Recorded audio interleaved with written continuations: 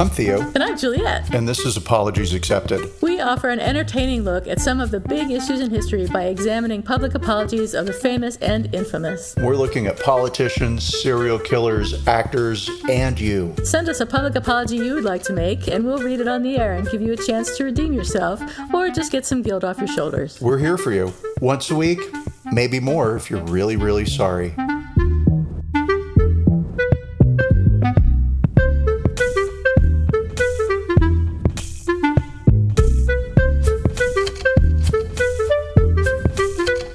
Everybody. It's Apologies Accepted, the podcast. And I'm not Theo. And I am not Juliet today, or any day. Or ever. I don't know why I said today. If you do want to be me, let me know first. That's all I ask. Give me a heads up. You get the day off. You get a vacation day for being you. I will take over your duties. Anytime. Well, only on a weekend, because I could not handle your job, for one. You would be fired within 5 minutes. I can't handle my job either. All right, so what's shaking, bacon? I have so much of nothing to report. Oh, cool. I know. Well, same as every week. It's just the same old thing. And as I mentioned in pre-show, I'm not sure if that's because it's a habit from COVID lockdowns or if I've just become the most boring person in the entire world. I know. I know the feeling. Give you my Saturday, which was yesterday. Okay. Saturday, I woke up and I went out and I looked in some stores and I didn't buy anything. And then I did buy one basket that I debated with myself for about 15 minutes, right? And then it turns out that the side of me that said the basket was ugly was right because I got the basket home and it's ugly.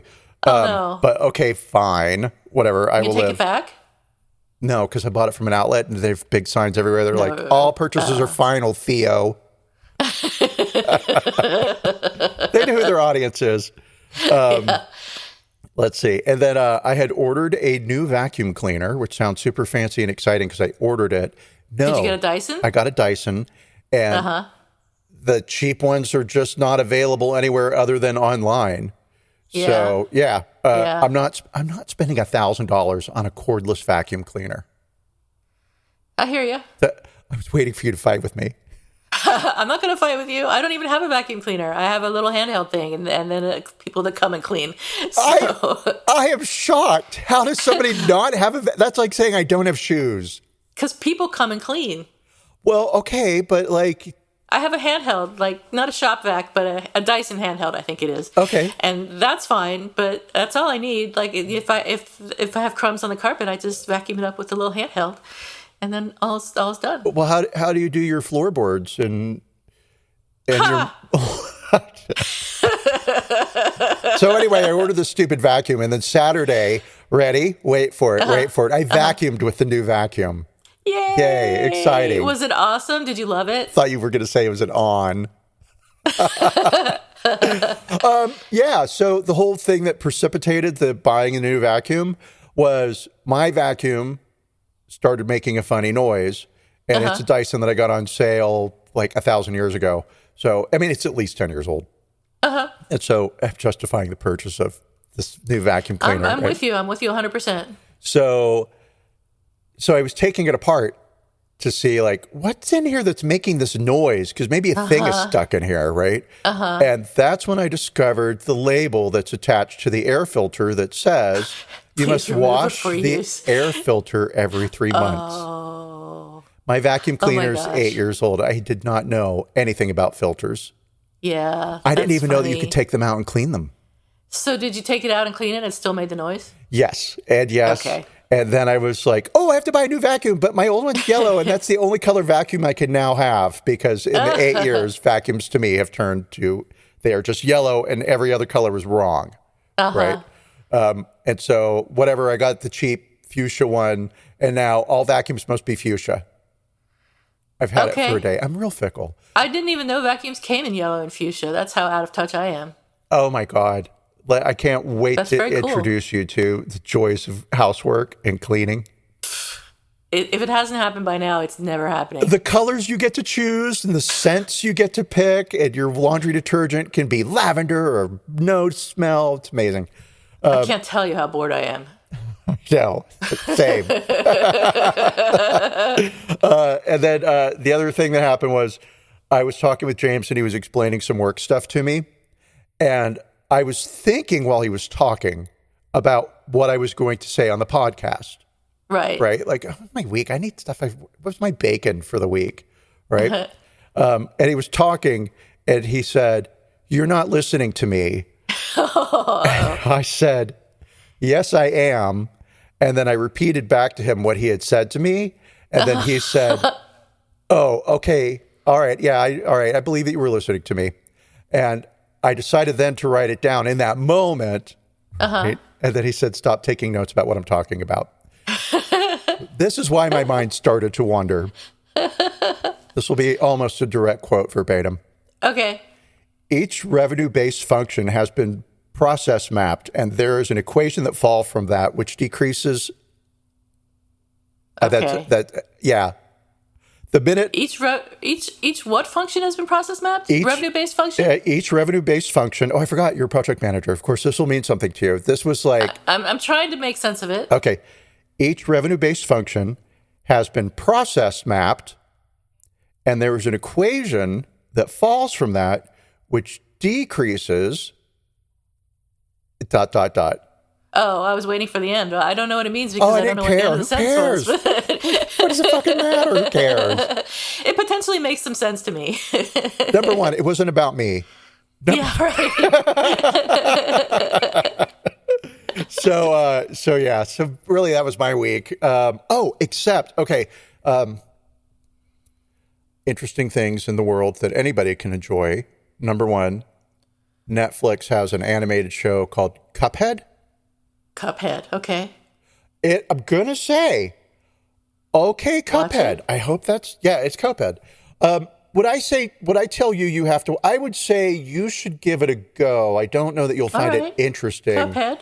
But it's drawn like those old 1920s, early 30s cartoons that are so abstract and yeah.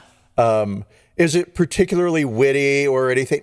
No, but I mean it was enjoyable. I enjoyed it, so therefore Brett it's might enjoyable. like it. I'll check it out with him and we'll see. He might. I mean it's sort of like Brett's probably already seen all the episodes.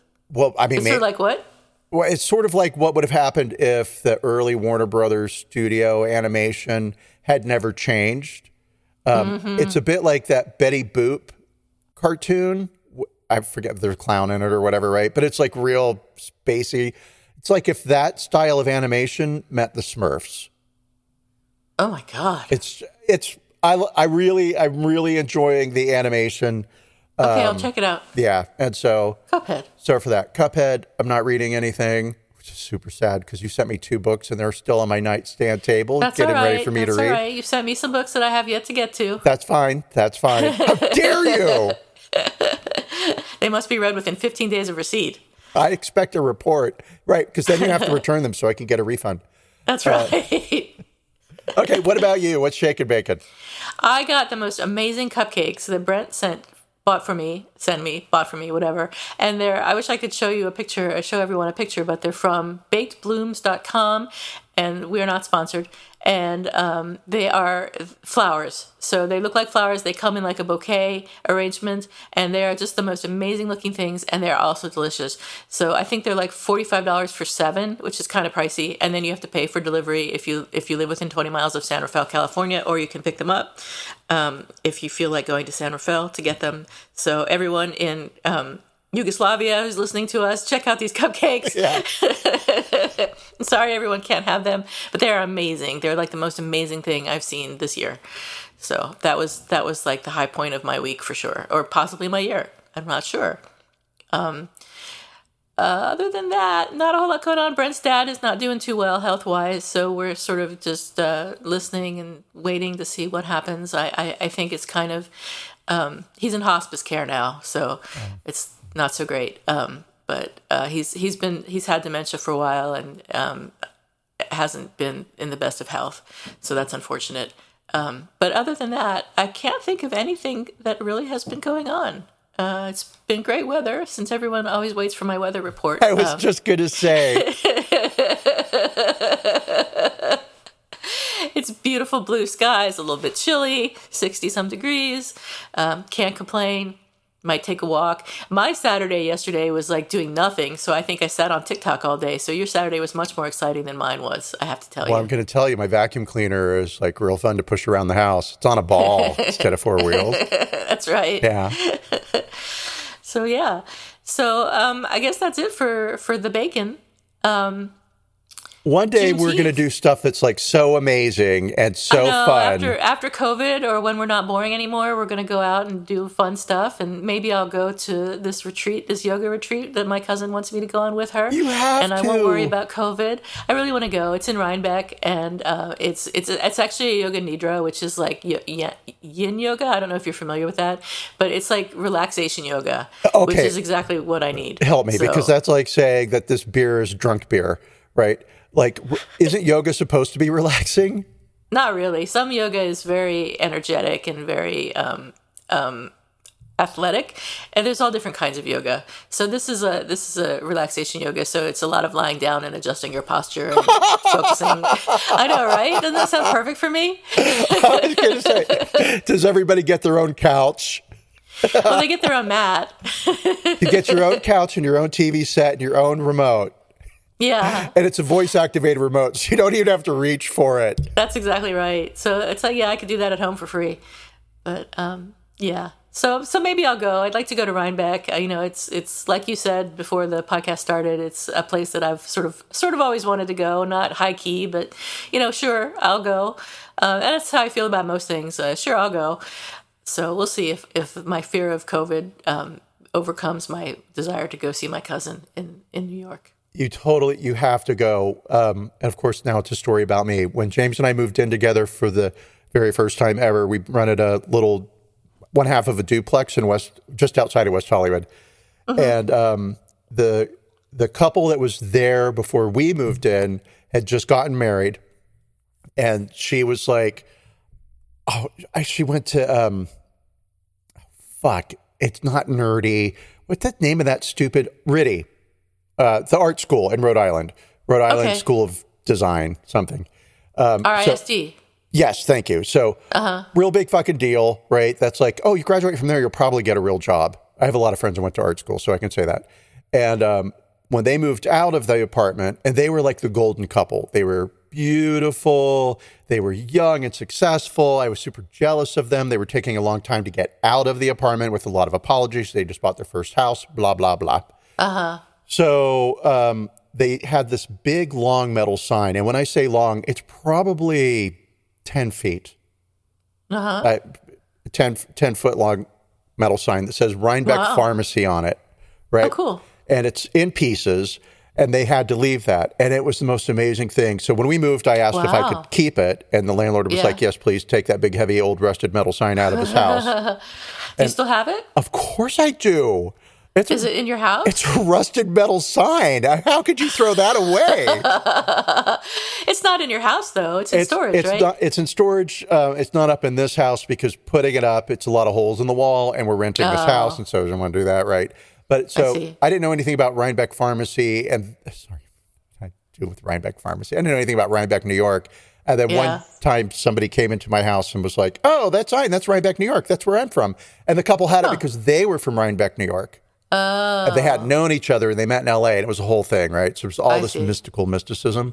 And so, yes, that's why you have to go to Rhinebeck Pharmacy, because I have a 10-foot metal sign that says Rhinebeck. I keep saying you have to go to Rhinebeck Pharmacy. You do. Let them know I have their sign. All right, I'll go and I'll tell them that my friend has their sign. Right. All right. Okay, let's get back to the podcast, shall we? Sure, why not?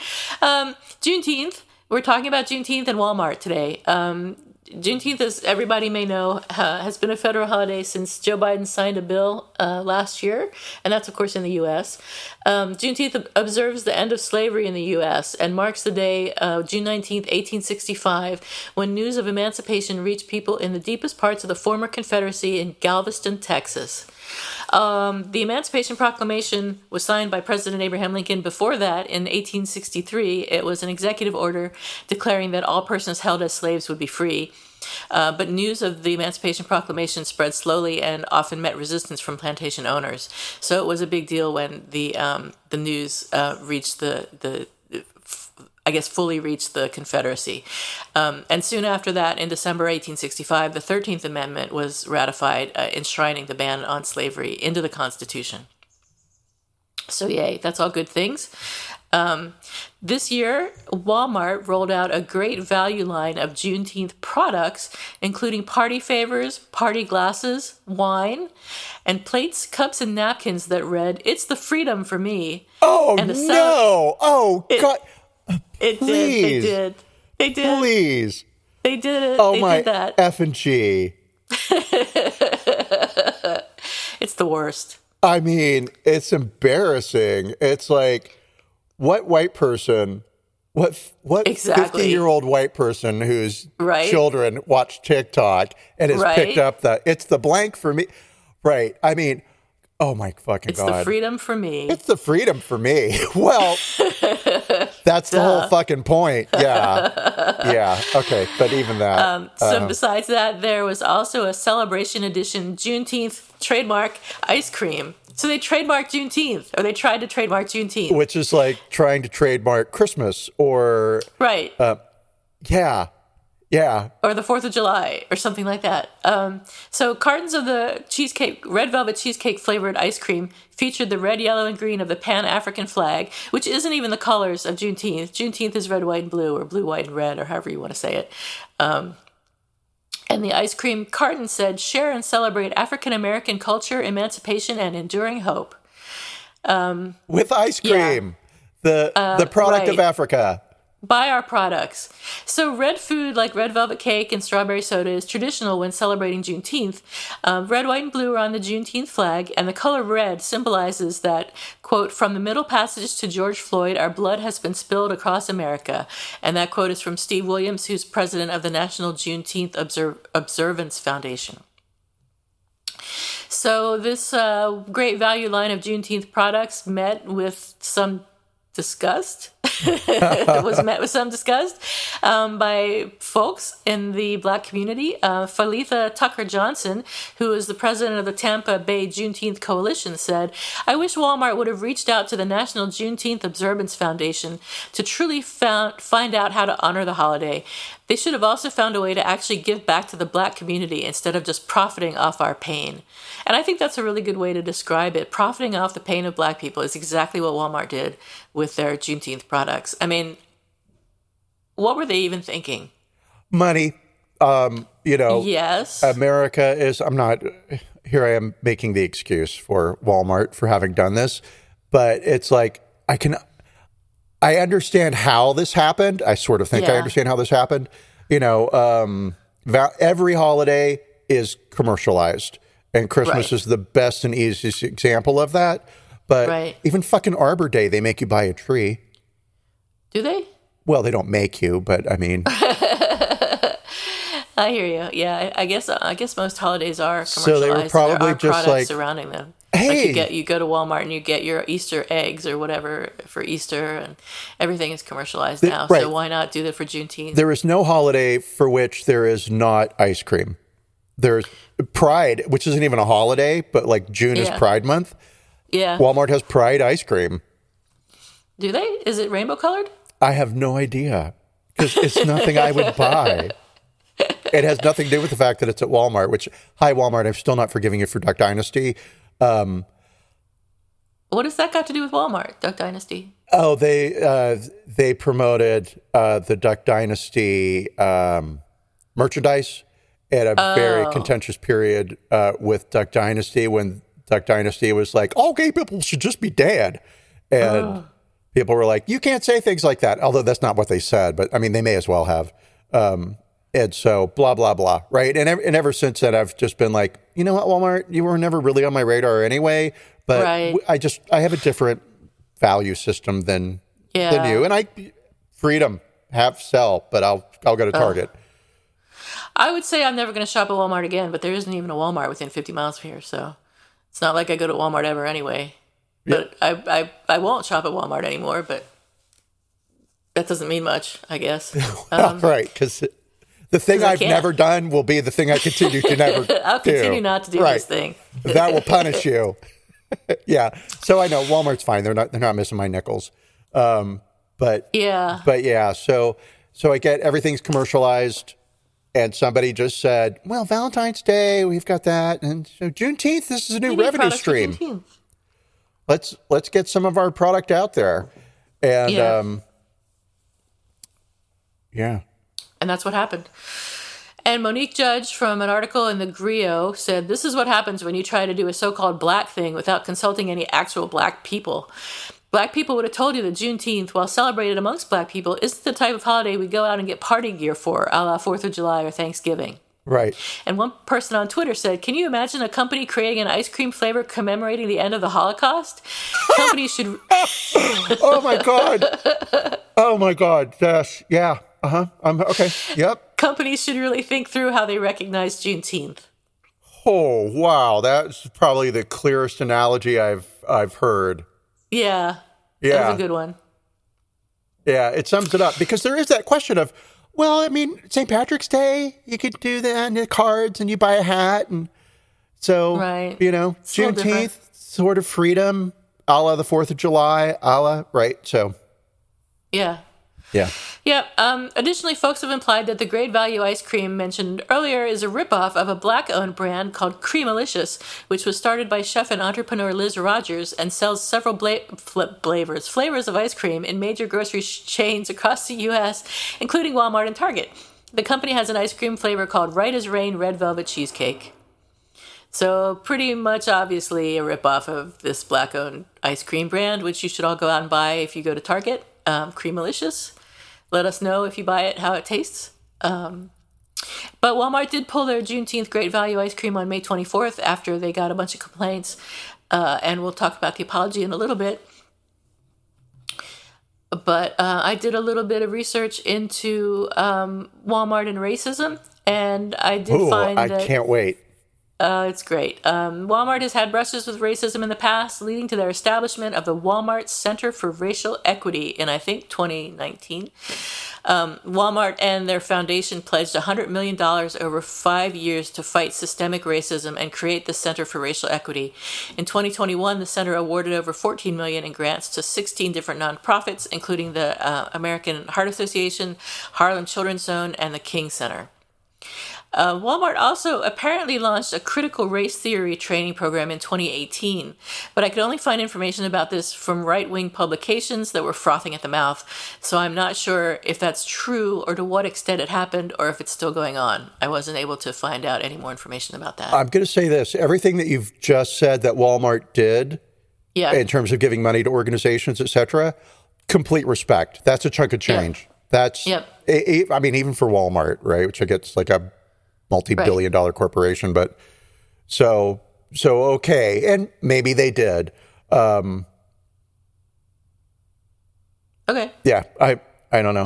I have thoughts about white people doing critical race theory, and hopefully they didn't have white people do it. Well, they did it in association with this organization, but I don't really know anything about the organization. So okay, so maybe they did, or maybe that's a rumor that just got released in the right-wing echo chamber, and everybody got insane about it. Right? I think probably there's some truth to that. So black people make up almost 21% of Walmart's workforce, and there are about 13% of Americans who are black. So there's a higher percentage of black people in the population of the Walmart employees than in the American population. But representation dwindles at the higher rungs of the corporate ladder, with I think only 8% of people at the highest levels being black. And there was an internal survey in 2020 that offered a bleak view of black Walmart employees' experiences, with most black supervisors, senior managers, and directors saying they would not recommend working at Walmart. Right. The employees who were surveyed said they faced barriers when trying to advance in their careers, such as having unequal access to growth opportunities and coping with favoritism and internal politics. Additionally, this is kind of interesting. A study released in 2020 revealed that Walmart employs large numbers of people who receive federal benefits such as food stamps and Medicaid. This is because Walmart does not pay its employees a living wage. At the time the report was released, Walmart reported a net income of $5.14 billion in one quarter. Wow!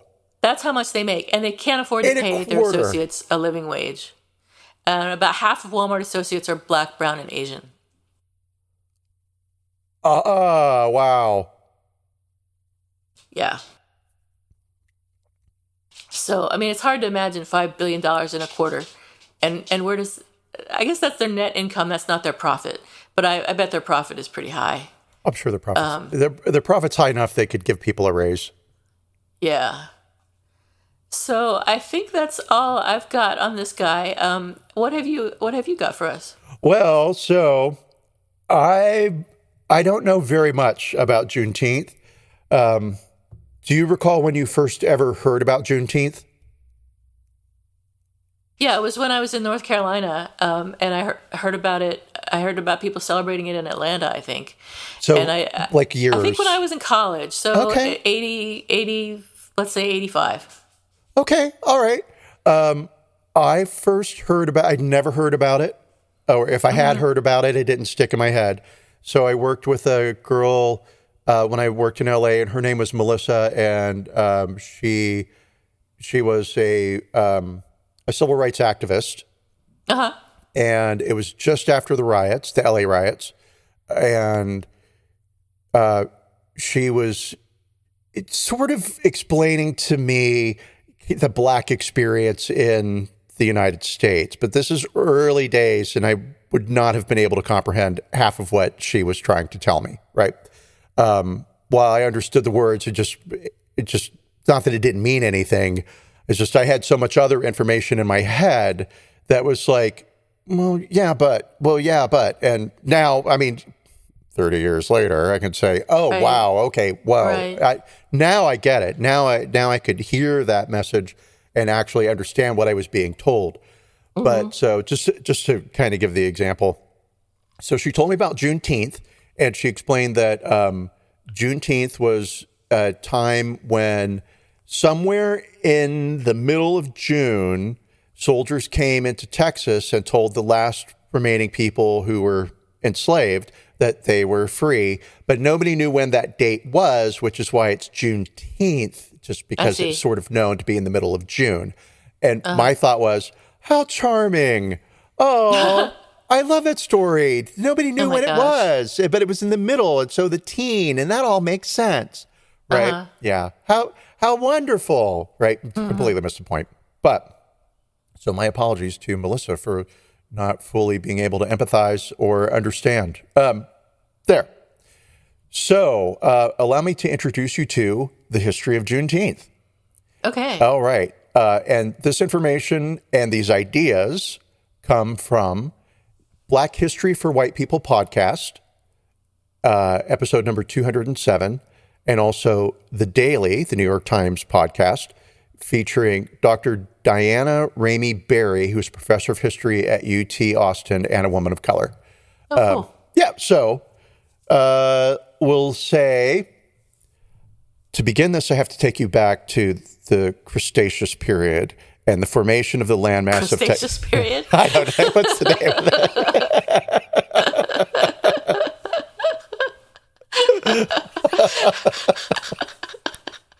When crabs ruled the earth. Yes. And formed the landmass that eventually became Texas. And the magnetic plating on their shields created this Right. field of energy that drew. No. Okay.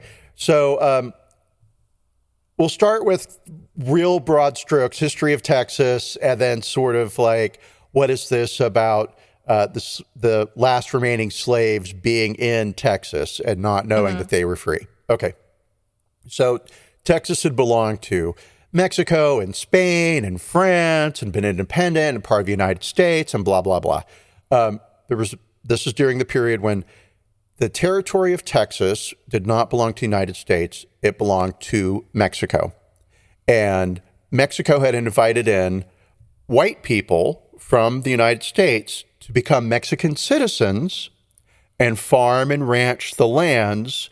And you could basically get as much land as you could control, right? We just need you to help us deal with the Indians. I'll use that word, right? So that's why white people came to the area of Texas, right? Yeah. And I'm struggling with the name because I don't know what it was called back then, but whatever, right? We'll just keep going with Texas. Mexico, but Texas, Mexico? I don't know. Right. And so, and this is my California prejudice coming in, or California bias. It's like, I also don't really want to know too much. Thanks. Okay, so Texas was a part of Mexico, and the Mexican government was very anti-slavery. And there was a guy named Sam Austin, who the capital city of Austin is named after. And he wanted to invite more white slave owners into the territory.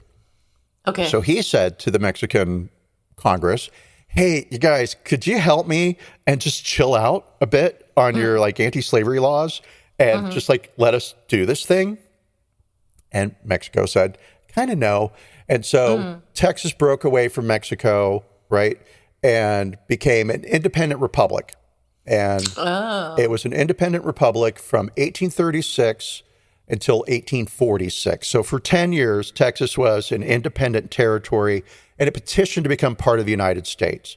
I'm not going to get into the whole Mason-Dixon line, slave states versus free states, entry into the states. Right? There was a whole thing about admitting Texas into the Union, but that did happen in 1846. So the origins of Texas were very slave specific. The economy was based on slavery. The population was drawn from slave owners, right? So then we have a Civil War, which runs from 1861 to 1865. This is where, in that same way that I didn't really have the equipment to process and understand and appreciate what my friend Melissa was explaining to me at a level where she was explaining it, right? I just didn't have that. It continues because I found out some things today, this morning, where I was like, kind of runs a little counter to my own firmly held beliefs about the Civil War, right? My family has been in the States for a long time, and while there's not a lot of oral tradition that's passed down, they're very happy to tell you that they have fought, and we have fought, in every war this country has ever had. And when people in my family speak about the war, they're talking about the first war. Right. The revolution, right? And so I sort of knew that my family were Northerners and they fought for freedom.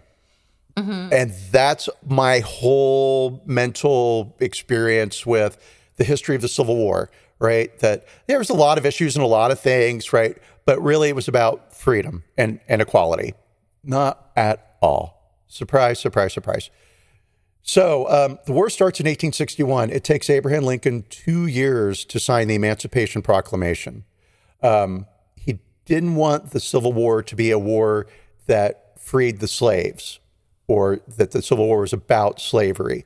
The Civil War for Lincoln and for majority of the North was about preserving the Union. Okay. White people in the North were as racist as white people in the South. Right. And nobody was going to die for the freedom of black people, but they might die to preserve the Union. I see. Right? I'll say a little bit of a surprise to me. So in 1863, Lincoln signs the Emancipation Proclamation, which goes into effect on January 1st of 1863. And thousands of black slaves had been fleeing the South through 1861 through 1862, and coming to D.C. And so it was kind of not so much that Lincoln was like, oh, the morality, the goodness of human nature, right? It was, well, so many black people are coming up here. Maybe if we free them, they'll stay where they're at, number one. And number two, labor supply for the Union, for the Army. I see. Easy. So, in 1865, the war ends and the Confederacy loses, we'll say, right? Right. And that's in the spring of 1865. In the summer of 1865, General Gordon Granger and federal troops, about 2,000 soldiers, enter the town of Galveston, or the island of Galveston off the coast of Texas, right? But I don't even know that it's really off the coast of Texas. I think it's like, you wouldn't even know that it's an island. It's that close. Okay. All right. Okay. I don't know why the geography is really that important, but I did bring up the Cretaceous period. So, okay. And so the soldiers went around Galveston and they read General Orders Number 3. They read it in the courthouse and they read it at a black church and they read it on a couple of plantations. And General Orders Number 3 reads, "The people of Texas are informed that, in accordance with a proclamation from the Executive of the United States, all slaves are free. This involves an absolute equality of personal rights and rights of property between former masters and slaves, and the connection herefore existing between them becomes that between employer and hired labor. The freedmen are advised to remain quietly at their present homes and work for wages. They are informed that they will not be allowed to collect at military posts, and they will not be supported in idleness either there or elsewhere." A couple of interesting things that are happening in this. I mean, first of all, the racism at the end, completely wow, right? This is a Union general. This is somebody who's had his soldiers die on the battlefield for this war, right? Who is a racist.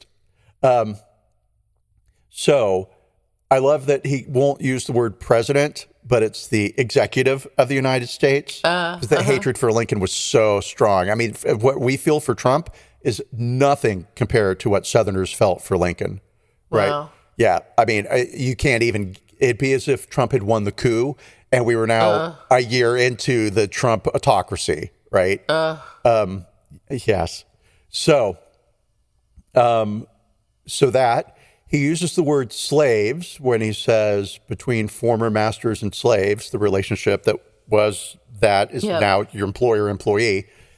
And then the next sentence, the word slaves is not used because they are now freedmen, right? Which simply reinforces the fact that slavery is no longer a thing. Okay, so this frees about 250,000 enslaved people. Allow me to introduce you to General George Washington Gordon, who was born in 1836 and died in 1911. After the war, he becomes a congressman, and then he goes to practice law in Pulaski, Tennessee. Now, if that sounds vaguely familiar, which it didn't to me, but then maybe it did, that's because that's where the Ku Klux Klan started. Oh. Yeah, the Klan started in the same town that the general's from. What a surprise.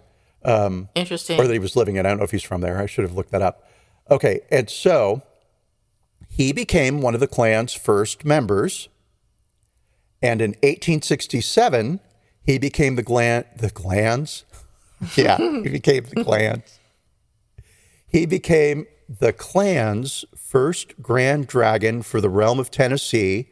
And in 1867, he wrote its precept, or the book that describes all of what the Klan believes, right? The manual. Rationale. Yeah, the manual, but also this is the charter. This is the morality charter for the Klan, right?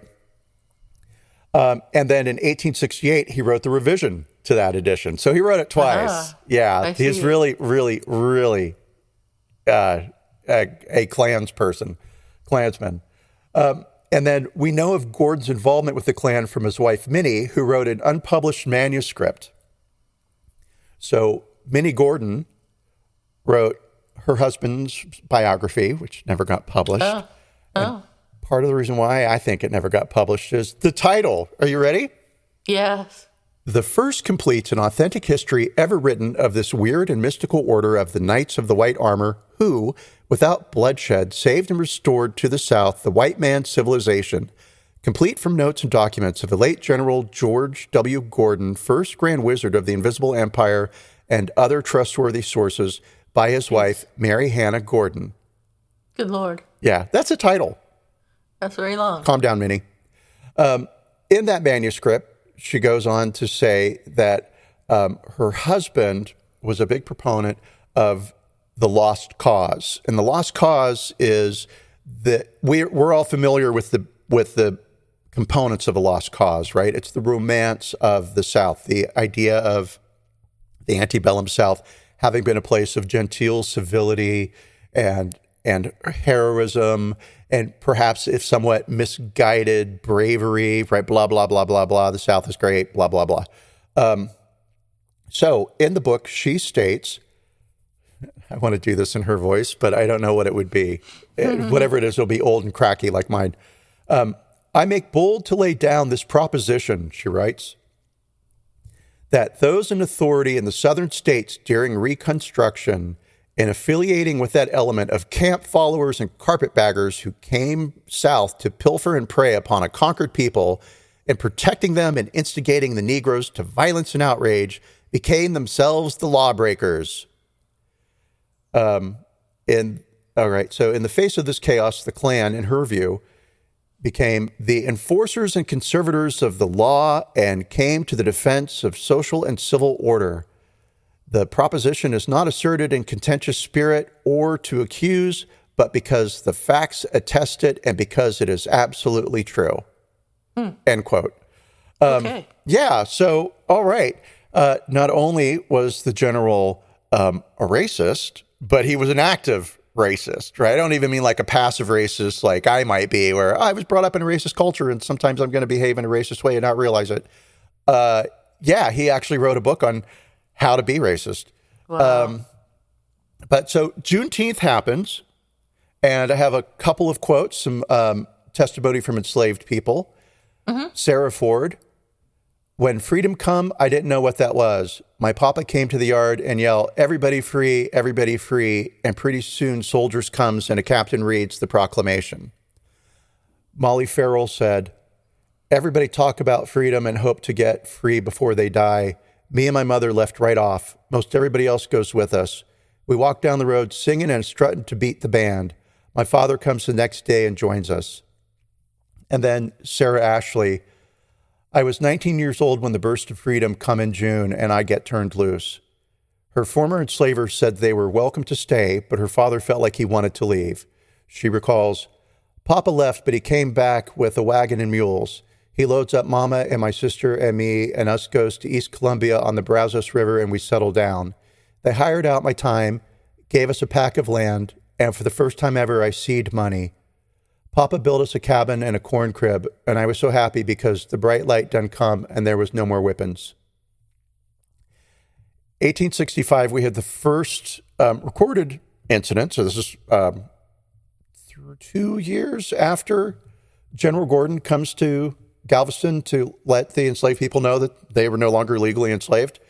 So 1865, we had the first organized Jubilee Day, which is a celebration of that event, right? And then 1866, just 1 year later, we get pre-Jim Crow era laws, which pop up, which basically limit Black people's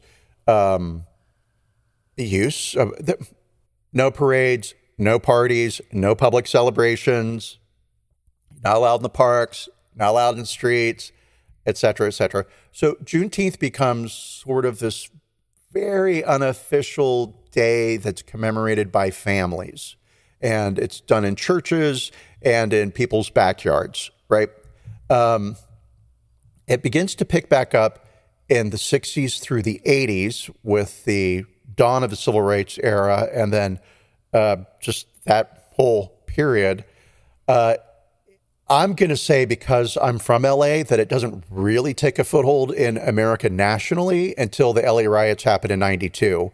And the LA riots were a result of the beating of Rodney King and the, I'm going to say, evacuation. And that's not it. It happens in a court of law when, like, you're found acquittal. That's the word. I'm trying to say audition. It's like the cops were not auditioning for anything. They were acquitted. So all the cops were acquitted. It was a whole thing, and the town went crazy. And so in about 92, Black culture starts to look at those historic pieces of their own experience that are worth commemorating. We start to get into some dicey stuff with Juneteenth. It's just as dicey as celebrating the 4th of July, right? Right. I heard one commentator who said, I don't know that celebrating Juneteenth is really something that I personally want to do, because I shouldn't have to be celebrating Juneteenth. It never should have Yeah. happened kind of stuff. Yeah. And then Right. what am I? I'm giving money for paper plates and party hats. And then that's kind of stupid. Yeah. But anyway, so I'd had a conversation with somebody about 3 weeks ago. And they said to me, they were texting and they said, oh, yeah, whatever. I'm really proud of Texas, right? And we're like, Juneteenth started here. And I was like, I didn't say it, right? Because they were a friend. And it just would have been a conversation. That's not the thing to be proud of. Yeah. You know, that's like going to Auschwitz and saying, this is where it ended. Hooray for us. Oh, God. We're so great. Look at us. Yeah. Yeah. But anyway, it turns out that I was wrong and that my friend was right, because in 1979, Texas became the first state to mark Juneteenth as a holiday, right? I see. And then eventually 47 other states mark it as a holiday. On June 17th of 2021, it became a national holiday. And the question is, what do we do with Juneteenth, right? Is it a day of sorrow? Is it a day of celebration? Is it a day of memorial, right? And so the holiday is forming, and the eventual form of it will take place based on whoever sells the most ice cream. And so one of the podcasts I was listening to brought up this really interesting point that I had never thought of before. And this was kind of that like, aha moment. And so I guess I'll say it and then we'll piece it together in a way that sounds more eloquent. I'll say it and then you say it more eloquently. Perfect. Right? So white people with white supremacy, given that Northerners during the Civil War era were just as prejudiced as Southerners, right? Sure, black people should be freed from slavery, but don't live next door to me. Go back where you came from. Go back where, you were brought from. There were all types of ideas about what to do with black people, but equality, the way that we think of it today, was not an option. That was not really a discussion. Maybe on the fringes. And so white people need for black people to be inferior, right? Because that was the whole premise of it being able to enslave people. It was that, these people need somebody to look after them, right? They're incapable of caring for themselves. They're far inferior to white people. And so we still have echoes of that thought today, and you can see it in the knee-jerk reactions of, I don't want to say Republicans, right? Because I don't want to be that person. So we'll say Republicans. The critical race theory can't be taught in schools. And it can't be taught in schools because we cannot look at the what's the word I'm looking for? The inherent racism, the systematic racism that our entire society is built upon. Because if we do, then we were wrong, and we can't be wrong because that's a lot of guilt. Right. And so this question of what should Juneteenth be will be borne out later. But and this is from the podcast Black History for White People.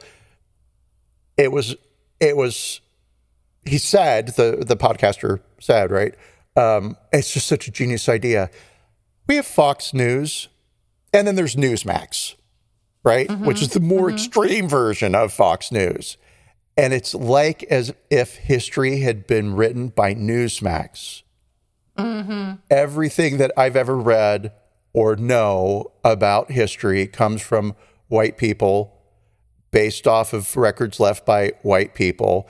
And while the experiences of people of color are there and they're easily found, they're not given as much weight, or they weren't given as much weight, right? So I have this whole history now to sort of rewrite in my head of the Civil War.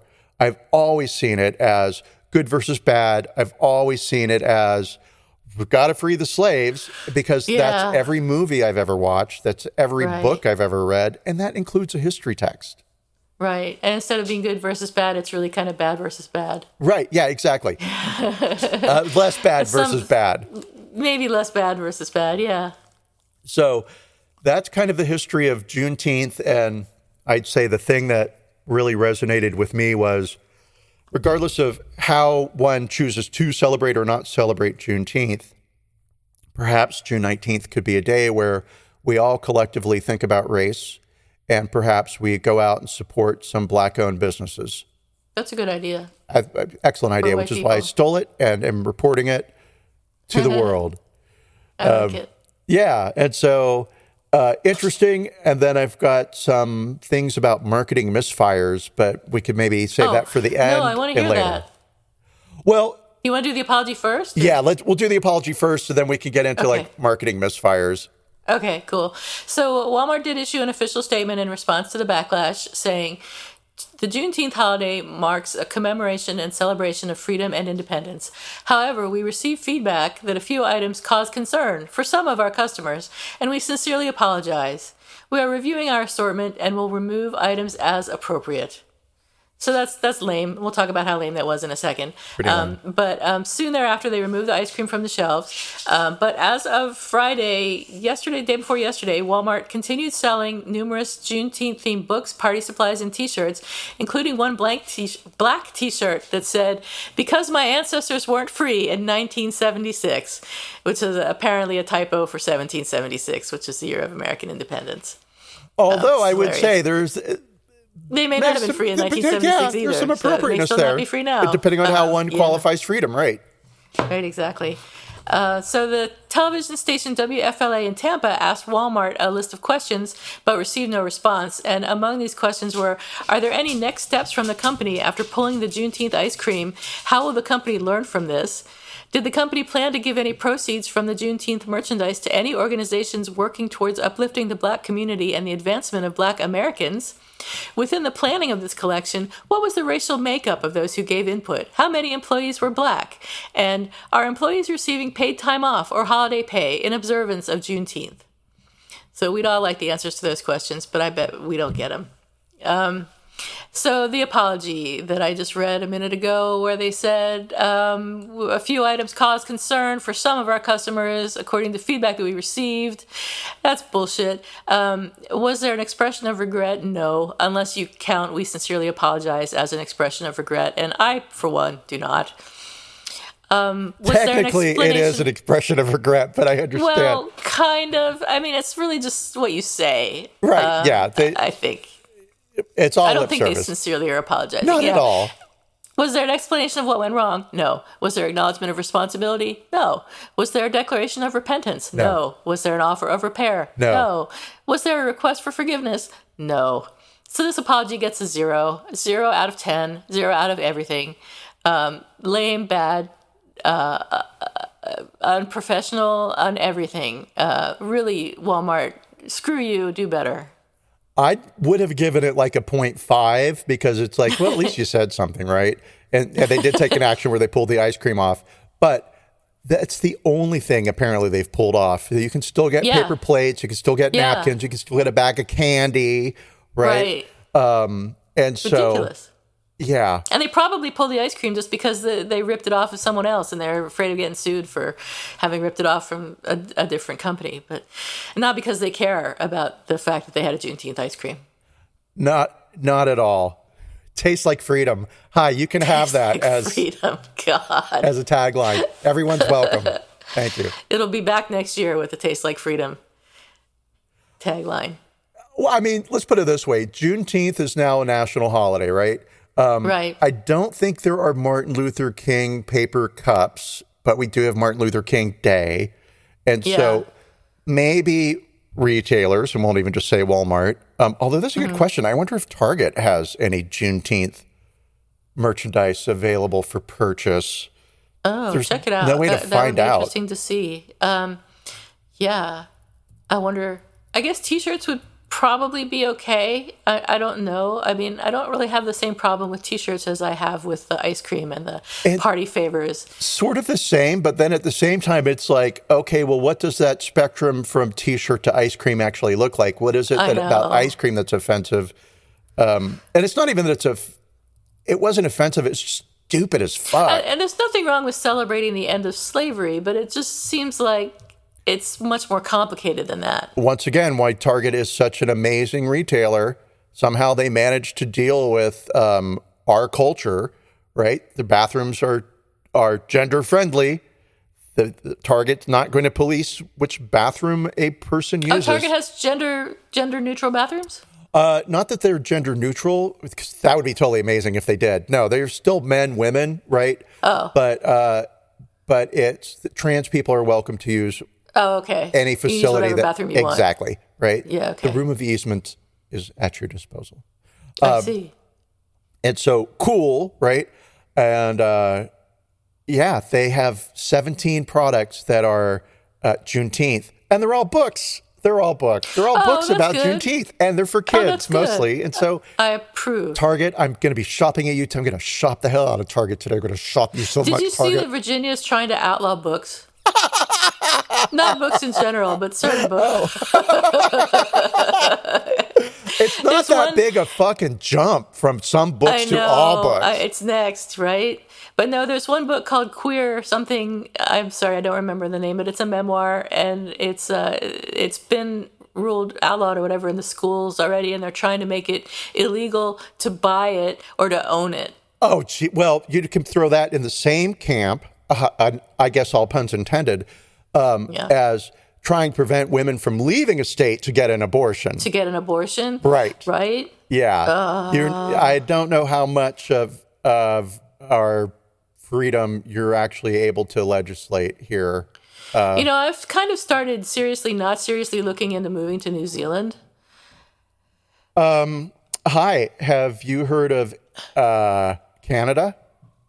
Oh, Canada's hard to get into. It could be, but it is. I'm not above just living there, driving there. No. I mean, yeah. It's hard to it's hard to work there. It's hard to get a visa to work there or get citizenship. So that's the hard thing. I guess if you're retiring, you could probably retire anywhere you wanted to. Some countries require you to have a certain amount of money in the bank before they'll let you retire there. But it's harder to get a job in Canada if you're an American than some other places. I mean, I will say I had never really thought up until the last, call it 10 years, that living somewhere else might actually be an option. Yeah. Smart. Right. Not even that would be an option, right? Because it's always sort of like, I shouldn't say always an option, but sure, you always think about, I could go live in Italy. I'm going to live in Paris in an artist garret, and I'm going to drink coffee in the morning like I do here, but there it'll be French and it'll be different, and I'll be Parisian coffee, really sophisticated. And so and okay, and so that allows me. Oh well, we're still in our apology, right? Oh, we voted. We voted. They get a firm 0 because they still have a shitload of products out there that are Juneteenth that are still just as distasteful. Hi, all puns intended. So, would you believe I forgot that point? We're moving somewhere. We're moving to New Zealand, or we're moving somewhere, and you were talking about something related to moving to New Zealand. Yes, that. You were going to move to Paris. Yeah, and sophisticated and coffee. And then I was like, oh, I got to mention that one thing. It's gone. All right. So you don't have plans to move to another country right now? No plans to move to another country. But I will say I could see where, you know what? All we need is just one more massive thing like the Roe v. Wade overturn. And I mean, it's coming. It's more than coming. It's going to happen. I mean, yeah. It's going to be hard to get out of the country soon. Well, I'm being very pessimistic here, but I'm just like, there's going to be only a limited number of countries that are friendly to Americans now, and even fewer if everybody suddenly starts to want to leave. But I think I'm being a little pessimistic. I'm going to say, that was it. I've got it. Okay, right. So back to me remembering what we're talking about and what's going on. Jeez, I'm fully awake too. So this thing that's sort of prompting us to have this discussion about leaving the country, right? Like, shit's getting crazy. And you can't take a single thing anymore. Okay, I'm being extreme. but you can't take a single thing anymore without meeting an extremist, right? Yeah. And so Juneteenth is a great example of this. Candace Owens, who is a famous conservative who happens to be a woman of color, said, I am not celebrating Juneteenth. For me, the 4th of July will always be the day of true freedom. Oh, bite me, Candace. Nobody's trying to take away the 4th of July. Right. Right? But no, we've got to have this reaction. Both. Dumb cunt. Well, double dumb cunt. Mm-hmm. Yes. Not the conversation canvas. Is that her name? Canvas. Here I am calling That's people fine. dumb. You don't even have to call her name. All right. So do we have an apology expected or a who's sorry now from you this week, Theo? Yes, I do. And I have a apology expected. Mm-hmm. It's going to be from the, I won't go too far into this because it's super sad, but it's going to be from the police chief of Uvalde for the press release that they sent out yesterday or Friday, which stated all the normal things in the opening paragraph that you should state, hearts with the families, et cetera, et cetera. Here I am minimizing it by saying et cetera, but yes, right? Mm-hmm. And then it's in the second paragraph where he says, thankfully, no police officers' lives were endangered that day. Oh, my God. Hi, really? That's the whole fucking point that people are getting upset over. Jesus. Right? It's that you had 19 armed police officers. People standing outside. Uh-huh. Of course their lives weren't in danger. They were afraid. They were too scared to go and do anything. I mean, I just don't, I won't even. So I am sure. Can't even start. Not even. So I am sure an apology will be coming from him for the press release. Don't hold your breath. Well, somebody's going to have to fucking do something. And I'm hoping he's going to get fired. Oh, I don't care if he apologizes. It's got to come next. But hopefully. But yeah, so that's my apology expected. But you're right, we probably won't get one. But he will be fired, and so cool. I don't know that he will be fired, but that's the only way this can play out. I hope so. But there we go. Okay, so you, apology expected. Who's sorry now?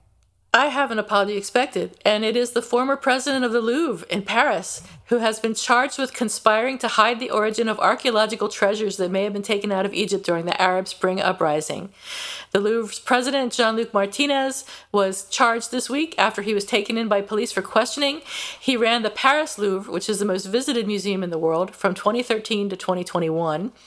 And this case against him was opened in July 2018, 2 years after the Louvre Abu Dhabi brought a rare pink granite stele depicting the pharaoh Tutankhamun and 4 other ancient works for 8 million euros. So Martinez has been charged with complicity in fraud and, quote, concealing the origin of criminally obtained works by false endorsement. This could have involved turning a blind eye to fake certificates of origin for the pieces, a fraud thought to involve several other art experts.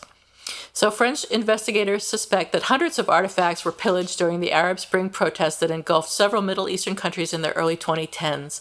These were then believed to have been sold to galleries and museums that did not ask too many questions about previous ownership or look closely enough at the work's certificates of origin. So I expect an apology from Jean-Luc Martinez after he is condemned, found guilty, after he's condemned to death for his crimes against art and crimes against his countries. Crimes against art. Yes. I wish we could condemn people to your death. Apology, Jean-Luc. Huh? I wish we could condemn bad artists to death. That would be. Jeff Koons, we're coming for you. Hey, that's real you art like there. Jeff Koons? No, but... Oh, okay. You scared me. And then the other guy, Chihuly. We're coming for Chihuly next. Chihuly, I don't know. Oh, he's the one that does the glass, the blown glass. Mm-hmm. Okay, well, I'll see. Oh, the black...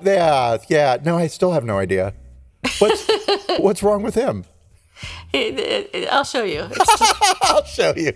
I'll show you pictures, and I want to see a picture of your basket that you bought that you think is ugly now. So send me a picture of your basket. I will totally do that. All right, and we'll put it up on Instagram for everyone else absolutely, who which wants we've to been know keeping about up it. with.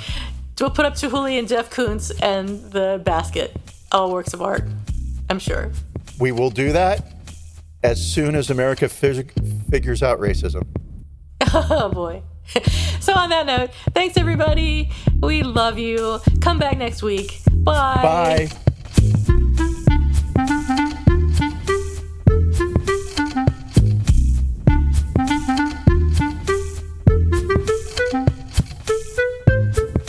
Thank you for listening to Apologies Accepted, the podcast. You can find links to the articles and the sources in the show notes. To submit an apology or find out more, visit us at apologiesaccepted.net, where you can also find our merchandise. We're on Twitter at Apologies Accepted. And on Instagram at apologies.accepted. You can support our important work at Patreon.com/Apologies Accepted. And fuck Facebook. Bye. Bye.